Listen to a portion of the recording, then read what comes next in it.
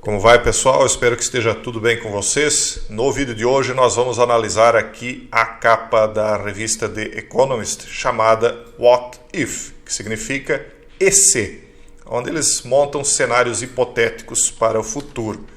Ela é diferente da capa da The Word In, também da The Economist, né? E da The Word If. Nós já fizemos a análise da linguagem simbólica dessas imagens que eles colocam na capa, tanto para The Word In quanto para The Word If. E agora nós faremos para What If, ou seja, e se. Isso aqui é explicado nesta capa aqui. É um site da The Economist que eu vou até colocar no link para vocês. Eu vou colocar alguns links para vocês aí na descrição do vídeo. Diz assim, e se. EC é a nossa coleção anual de cenários. Este ano considera o futuro da saúde. Fala aqui, né? Cenários para o futuro da saúde. Isso é uma explicação da própria The Economist para a capa deles, né? E para a revista em si. Cada uma dessas histórias é ficção, eles dizem, mas baseada em fatos históricos, especulação atual e ciência real. Ou seja, é uma ficção, segundo eles, baseada em algo que já aconteceu, especulando algo que está acontecendo agora e utilizando para isto ciência real. Então eles explicam, eles não apresentam uma narrativa unificada, ou seja, cada símbolo desse aqui seria um cenário hipotético para o futuro. Né? E se acontecesse isso aqui, ou se acontecesse isso, ou isso, nós já vamos explicar cada um dos símbolos, né? Então, eles não apresentam a narrativa unificada, mas são ambientados em diferentes futuros. Bom, isso é o que eles estão dizendo, né, pessoal? Quem já acompanha nosso trabalho de outras pessoas que fazem trabalho semelhante há mais tempo, sabe que muitas coisas que eles previram como cenário hipotético acabou se concretizando. Então, é claro, alguém vai dizer, bom, por acaso acabou se concretizando, porque eles têm estudiosos que preveem futuros prováveis cenários e acabaram, então, por acaso, acertando. Bom, quem acredita em coincidências vai aceitar esta resposta como algo válido, né? Não é exatamente o caso de todo mundo, mas vamos lá. Vamos começar analisando aqui cada um desses itens. O primeiro item que eu quero analisar com vocês é este aqui, que mostra aqui uma banana, é um cacho de bananas com 3 bananas, não por acaso. Ele tem primeiramente aqui uma célula de DNA, uma cadeia de DNA. Ele tem também uma espécie de aparelho que me parece algo que está medindo algum tipo de radiação ou patógeno que possa estar aqui. Me parece radiação, porque temos aqui uma estrela de Star, uma estrela de 8 pontas, Star, Inanna, Pachamama, aquilo que você preferir. Agora, por que é que eles utilizaram o símbolo da banana? Vamos lá. A banana, ela é produzida como algo, as pessoas acham que é algo originado no Brasil, mas na verdade ela é cultivada em 130 países, mas foi originária do sudeste da Ásia, né? Que seria a região conhecida aqui como, incluindo a Indochina, uma grande quantidade de ilhas, mas também era muito frequente se encontrar isso nesta região entre a Índia e a China. Mas é mais aqui do sudeste da Ásia que teria se originado. Então, enfim, só para vocês terem uma ideia de que a banana hoje ela está espalhada pelo mundo inteiro, cultivada praticamente em todas as regiões tropicais do planeta. Agora, o que chamou mais atenção aqui é essa cadeia de DNA. Isso nos leva de volta a esta página aqui, onde ela mostra um cenário hipotético de se biohackings no futuro injetassem mRNA em si, né? O que aconteceria? E se? Sempre é uma pergunta, e se? E se? Então diz assim, membros do Witness of Bioinformatic Freedom, um grupo de direitos de biohacking, exigem o direito de alterar sua própria biologia. ou seja, eles exigem o direito de editar geneticamente sua própria biologia, deixando de ser humanos. E aí o que nós temos aqui? A mão do ser humano segurando uma cadeia de DNA, ou seja, está demonstrando o domínio do ser humano sobre o seu próprio DNA, sobre a sua própria constituição biológica. Eles colocam aqui como um cenário imaginado para 2029. E isso nos traz de volta a isto aqui. Então eles estão dizendo que um dos cenários imaginados é talvez a manipulação genética da banana. Nós sabemos, aqueles que estudaram um pouquinho, que a banana ela não é já um produto natural no sentido de que ela seria sempre assim como é agora, como nós a conhecemos. Quando ela começa lá atrás, ela tinha estas sementes aqui.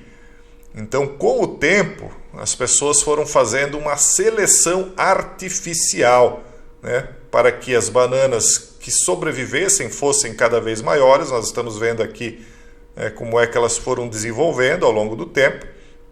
Então elas eram pequenas como esta aqui e hoje são como esta aqui. Aqui outra comparação, elas eram pequenas assim e hoje elas são assim. Só que quando elas eram pequenas, elas tinham sementes gigantes, né, em comparação com o que tem hoje. Vocês veem aqui que hoje não se nota mais as sementes. A gente come uma banana com semente e tudo, e muitas pessoas nem sabem como é que as bananas crescem, né? Como é que elas nascem. Hoje elas são feitas, o plantio, através de plantação de mudas da própria banana. Então não se planta mais as sementes como era antigamente. Por quê? Porque foi feita uma seleção artificial. Ou seja, as pessoas foram eliminando as sementes, as bananas que tinham sementes grandes, e preservando apenas aquelas que vinham com poucas sementes e maiores. Mas isso é uma seleção artificial. Agora, é diferente do que eles estão mostrando aqui, que seria uma seleção, uma edição genética, porque aí você já começa a mexer no DNA. Aqui você não mexeu no DNA, você apenas selecionou o DNA que lhe interessava mais para sobreviver. O que é um problema, porque hoje a maioria das bananas, se não todas, ou a grande maioria pelo menos, tem uma mesma origem, de um mesmo pé, porque a seleção artificial já foi feita há muito tempo. Então isso leva a quê? Leva a um segundo cenário que também está atrelado a isto aqui, que seria isto aqui, que seria o risco de um fungo atacar as bananas. Por isso que talvez esse medidor está sendo colocado aqui. Lembrando que não é isso que a revista está falando, isso é o que eu estou dizendo, interpretando aquilo que pode estar nas entrelinhas desta capa, segundo, claro, a minha opinião pessoal. Então isso nos leva a... Bom, vamos só rever aqui rapidamente, essa imagem aqui está melhor, sobre o passado secreto da banana. Veja só a diferença da banana atual para a banana original. Algumas ainda sobrevivem, claro, né? Então a banana que você compra no supermercado é um produto natural, eles perguntam, correto?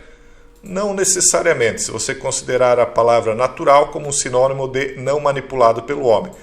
Eu não considero isso como manipulado, tá, pessoal? Porque esse produto é natural. Ele não foi modificado geneticamente, mas ele foi selecionado artificialmente. Isso, aqui vê o corte lateral, quando as sementes ainda estavam grandes, é a chamada banana selvagem, né? Mas isso levou, por exemplo, a um problema muito sério ocorrido no Panamá, que foi chamado de mal do Panamá, e depois isso acabou acontecendo em vários lugares, que foi a infecção das bananas pelo Fusarium, que é um gênero de fungos da classe Sordariomicetes, em geral agrupando espécies que foram anamorfos filamentosos. Enfim, eles produzem manchas brancas e causam a morte, né, da banana, do pé de banana. Então ele não pode ser consumido. Os pés de bananas ficam assim, eles apodrecem por dentro. Veja só o tronco aqui da banana, as folhas secam, a fruta não fica mais comestível. Aqui nós vemos alguém tentando passar aí, ele se chama banhar, né, banhar a planta, para tentar matar esse fungo, né? Mas esse mal aí causou uma morte de muitos pés de banana no Panamá e causou então aí a destruição de grandes quantidades de safra, milhares de toneladas. Então pode ser que eles estão prevendo como um cenário futuro isto aqui, né? E é isso. Agora vamos para a segunda imagem aqui do que eles estão mostrando. Lembrando que a banana ela é uma fonte de energia e de muita gente, né? Então, se faltar a banana, isso vai causar um problema muito sério, inclusive na própria natureza, né? Porque muitos animais se alimentam da banana. O segundo cenário aqui mostra Kamala Harris. Kamala Harris, nós já falamos muito sobre ela. Para quem não sabe, é a vice-presidente norte-americana, né? Ela é vice-presidente de Joe Biden. E ela está envolta aqui num cenário. Eles estão dizendo que não há ligação entre um cenário e outro. Kamala Harris é uma advogada e política norte-americana que atualmente serve como a 49ª vice-presidente dos Estados Unidos.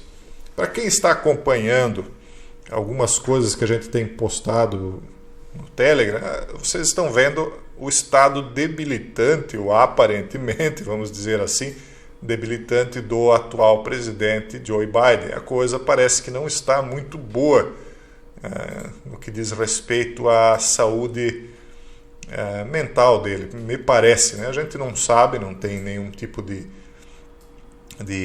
informação técnica e científica, né? Mas as aparências das coisas assim nos dão uma impressão muito complicada a respeito da saúde do presidente atual dos Estados Unidos. Então, eles trazem este cenário. E se?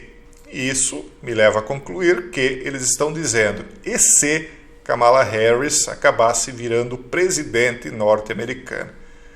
E isso nos leva aqui a esta capa especificamente mostrada aqui. E se a América enfrentasse sua crise de opioides? Aí diz o seguinte: o governo de Kamala Harris está levando a sério o combate às mortes por overdose de DRO. Vamos colocar aqui, acho que isso é uma palavra que cai aí na peneira deles, né? Um problema com raízes profundas, um cenário imaginado para 2025. Então, indiretamente, eles estão dizendo aqui que no cenário imaginado para 2025 de combate aos opioides, quem é que estaria à frente? Kamala Harris. Eles não colocam Kamala Harris como o foco principal dessa notícia. O foco principal são os opioides e o combate a eles.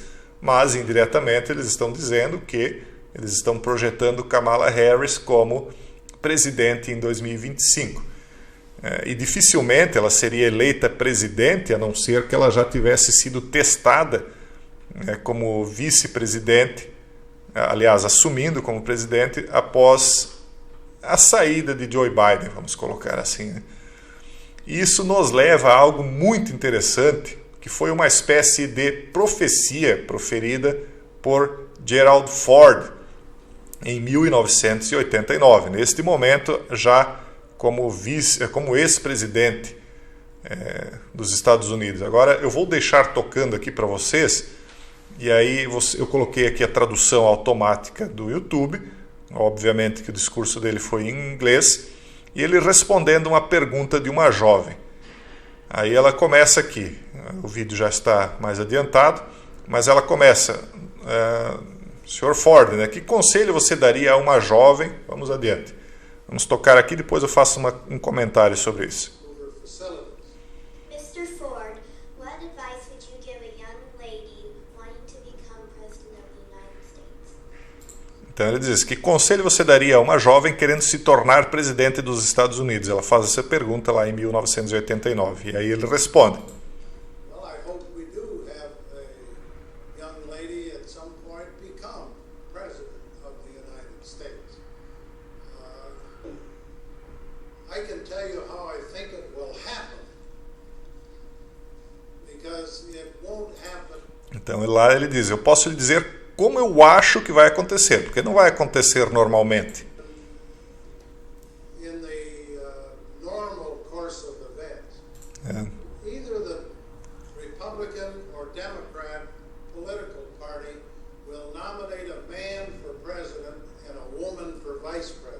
Então, tanto o Partido Republicano quanto o Democrata irão nomear um homem para presidente e uma mulher para vice.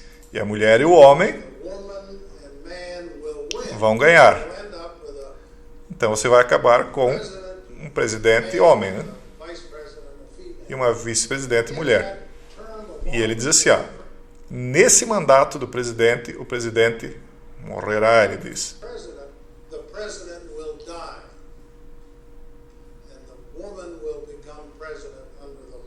E a mulher se tornará presidente sob a lei da Constituição.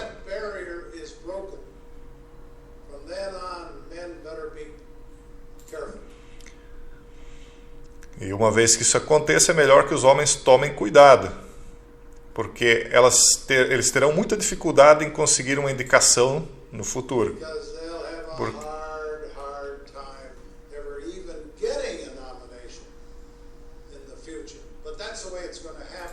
Mas é assim que vai acontecer. Eu acho que provavelmente vai acontecer.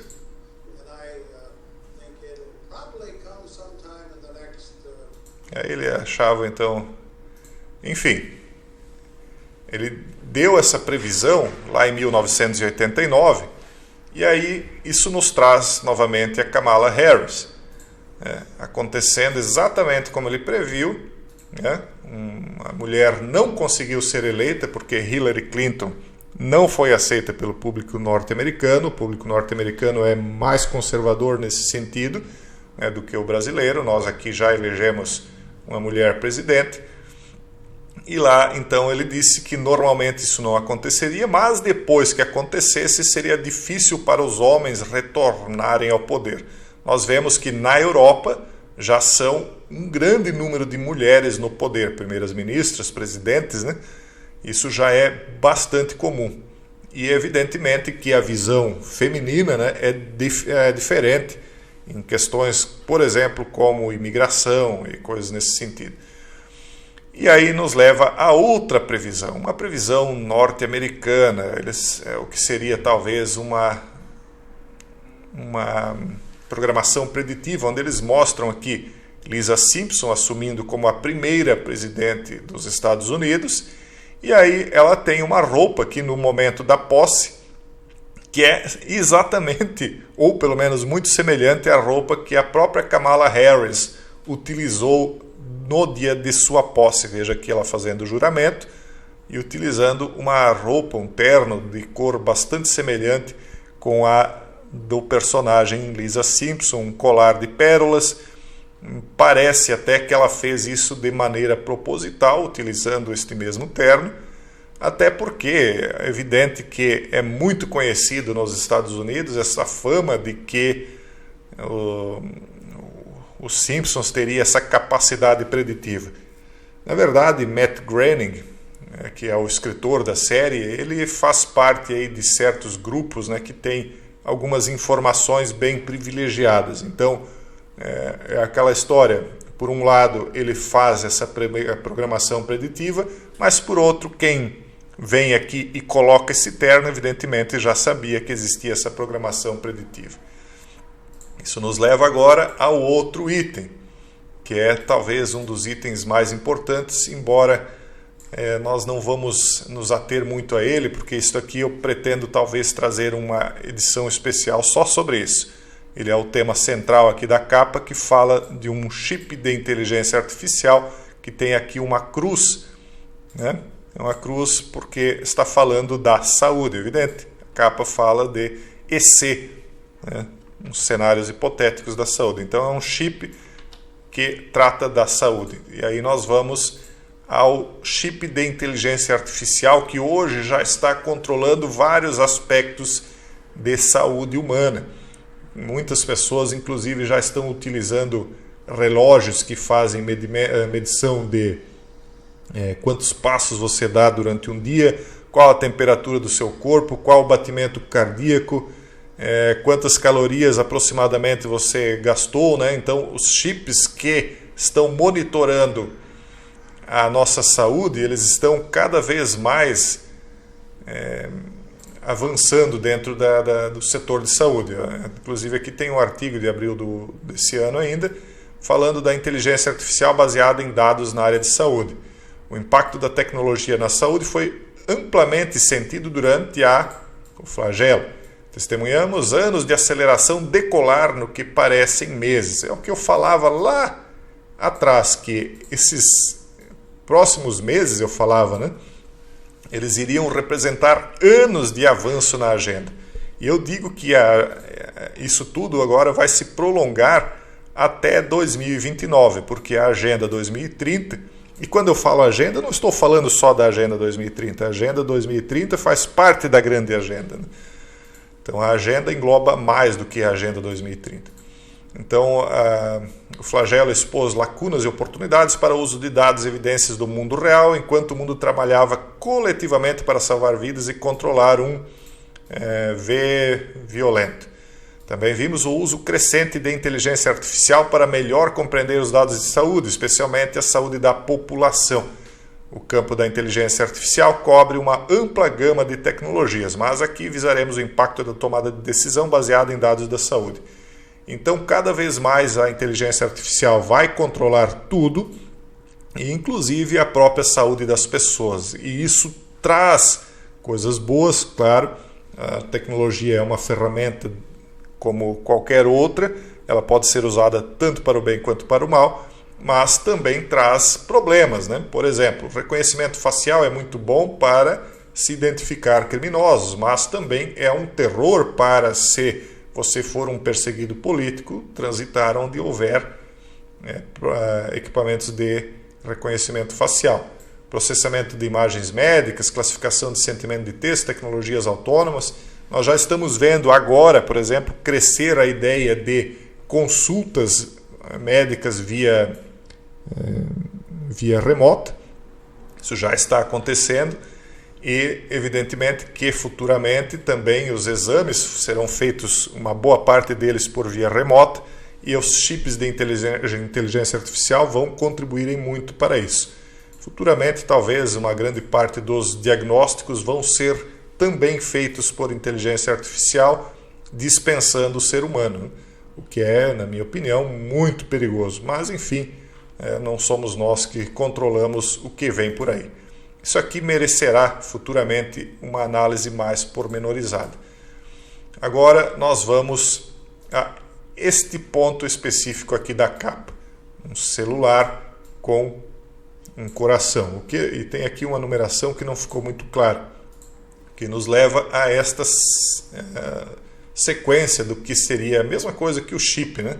Um monitor de frequência cardíaca aqui controlado por um celular. Na verdade, já existem muitos aplicativos que fazem isso. Esse aqui é um deles, né?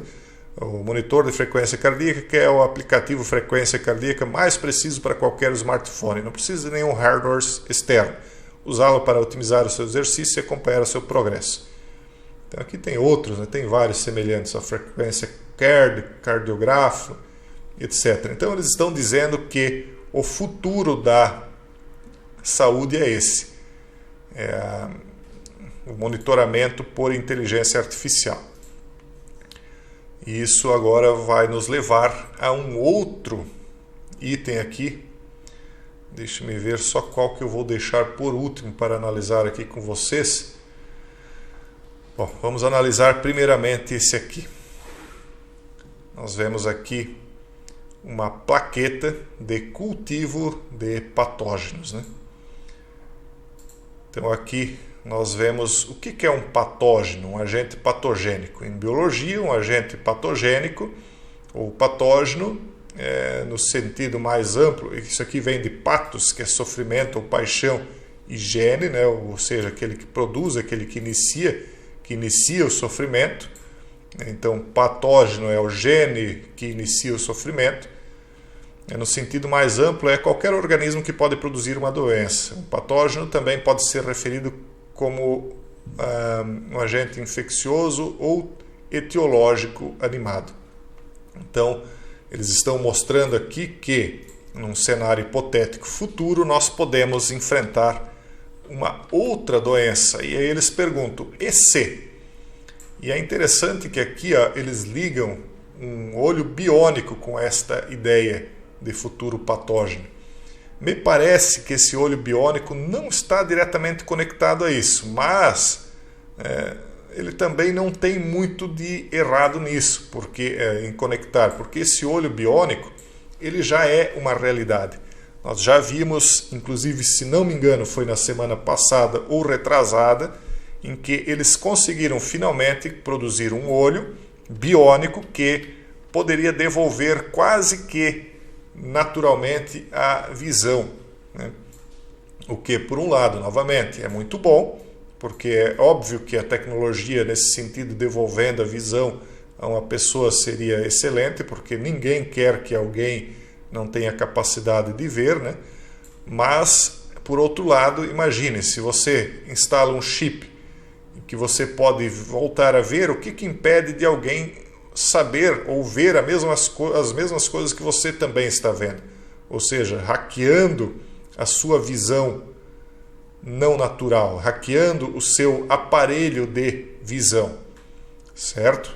Isso aqui está conectado também ao olho de Horus. Veja aqui a estrela de Ishtar novamente.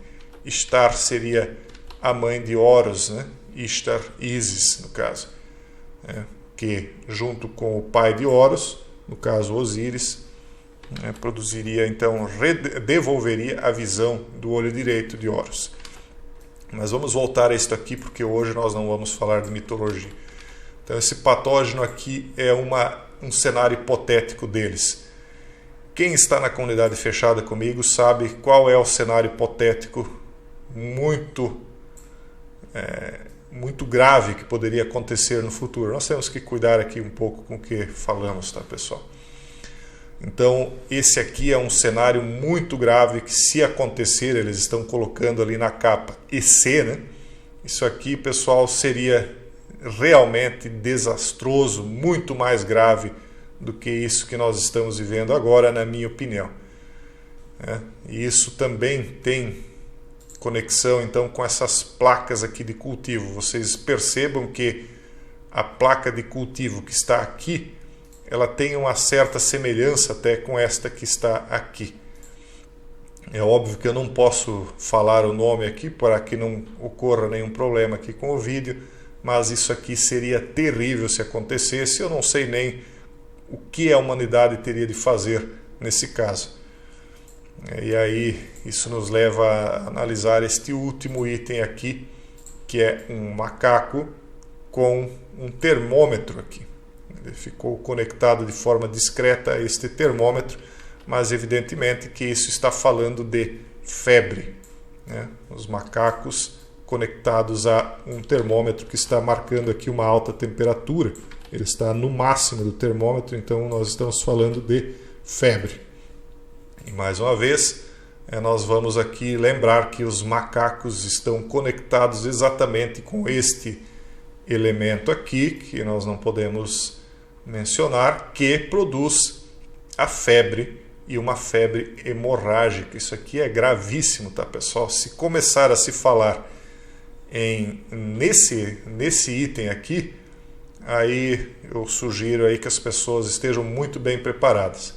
Aqui diz como é que ele surgiu, né, como é que ele se transmite e como se proteger. Então, os primeiros casos registrados dele surgiram na África Central, no ano de 1976, quando humanos foram atingidos por ele através do contato com os restos mortais de macacos. Então, apesar de não se ter certeza da origem dele, é conhecido que ele está presente em algumas espécies de morcegos que não desenvolvem o problema, mas que conseguem transmiti-lo.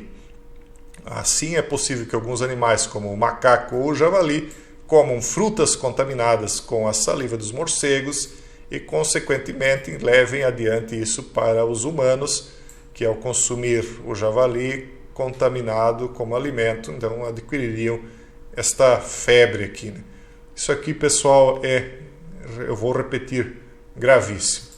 Isso nos leva mais uma vez à capa preditiva dos Simpsons, aliás, um item preditivo dos Simpsons. Aqui ele mostra no relógio do Krusty o ponteiro pequeno no 7 e o grande no 2. Lembrando que o 2, em romanos, ele é a repetição de 2 vezes o número 1, né? Então aqui estaria a repetição do 77. O 77 é o número da vingança de Lameque. Quem estudar aí o que significa a vingança de Lameque vai ter aí talvez calafrios. Então aqui o vídeo, a capa original desse livro, né, é o Curioso George. Quem não conhece o George aí, quem não tem filhos talvez, né, ou quem já é um pouquinho mais velho como eu, mas eu tenho filhos, então eu acabo conhecendo. Curioso George, ele é um personagem, um macaco que faz aí algumas peripécias, mas aqui eles colocam o Curioso George e o EBOLAVIRUS,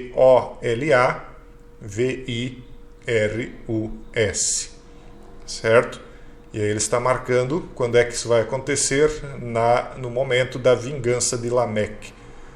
Então aqui uma programação preditiva, isso aqui é bastante antigo já, tá, pessoal? Isso é de 1997.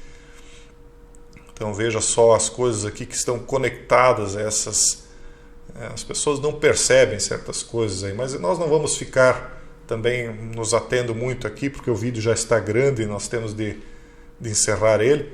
Mas isso nos leva a outras situações, como por exemplo, isto aqui, que fala dos 12 macacos, que mostra um filme que fala de viagem no tempo e na verdade fala de traumas, e aqui novamente o olho de Horus, né, o olho trancado, ou melhor, o olho rompido, cego, o olho direito. E nesse filme ele mostra que uma febre, vamos colocar assim, que foi iniciada pelos macacos, teria então contaminado o mundo inteiro, ao ponto de que obrigou as pessoas a se abrigarem embaixo da terra. Então mostra aqui uma equipe de cientistas que estaria tentando modificar o futuro, e eles mandavam então esse cidadão aqui para o futuro para que ele pudesse, ou melhor, para o passado, né, para que ele pudesse tentar modificar o passado para que o que os macacos produziram não se concretizasse. Temos aqui os números 301. Eu falo sobre isso aqui na comunidade fechada também, tá, pessoal? Ele tem muita simbologia nesse filme. Isso aqui as pessoas não têm noção de como a programação preditiva e contratos kármicos são feitos através de filmes. As pessoas não entendem isso, mas quem está na comunidade fechada lá tem uma noção boa já, né? Isso nos leva também a esse outro filme aqui, que eu não posso ler o nome dele, mas vocês estão vendo aqui na tela, que fala também de como o macaco teria levado à mesma situação que nós estamos tratando aqui do filme dos 12 macacos, também foi tratado aqui, e evidentemente que isso não se restringe apenas a estes dois filmes, isso aí acontece em vários outros filmes. Essa programação preditiva já vem de muito tempo. E aí nós viemos aqui para esta capa aqui, que já é um pouco mais antiga também, da The Economist, que diz: e quando os medicamentos, né, não funcionarem mais, quando os antibióticos apresentarem resistência, ou seja, quando os patógenos, né, que os antibióticos atacam apresentarem resistência a eles. Eles estão prevendo que vai chegar um momento em que isso vai acontecer. Então, né, pessoal, isso aqui, se isso realmente se espalhar, esse aqui é o índice de pessoas que não resistiria, né, que acabaria então sofrendo o desfecho final. É um índice altíssimo. Portanto, se isso aqui acontecer, se começar a se falar o que se fala hoje a respeito desse elemento aqui, é bom que todos tenham aí um plano muito bem elaborado, porque as coisas não seriam brincadeira, né? Então, fica esse alerta aqui. E as pessoas dizem: Jason, mas isso aí é tudo especulação, né, da The Economist e tal, isso aí é só EC, né? E se tal cenário acontecesse, e além de tudo não é aquilo que a The Economist está falando, você está reinterpretando. Sim, de fato, eu estou reinterpretando algumas coisas, né, conforme a minha suposta capacidade de compreender os símbolos, né, que eu acredito que tenho, pouquinho, quem está na comunidade fechada que julgue, mas isso nos leva também a esta outra capa aqui, a The Word If, do ano de 2019. E quem acompanhou essa análise que eu fiz na época, viu que isso aqui estava conectado a fatos que nós estamos vivendo atualmente, digamos assim. Veja só os aviões e veja só o que é que está aqui. E aqui no centro uma inteligência artificial. Pessoal, tem coisas aí que vocês vão ter que interpretar por si mesmos. Eu espero que vocês tenham entendido o que seria essa capa ficcional aqui, né? Baseada em fatos que já aconteceram, né? E eu espero realmente que as pessoas compreendam a gravidade do que nós estamos vivendo atualmente. No mais, eu deixo um forte abraço a todos, peço desculpas aí pelo tamanho do vídeo e até o próximo vídeo, se Deus quiser.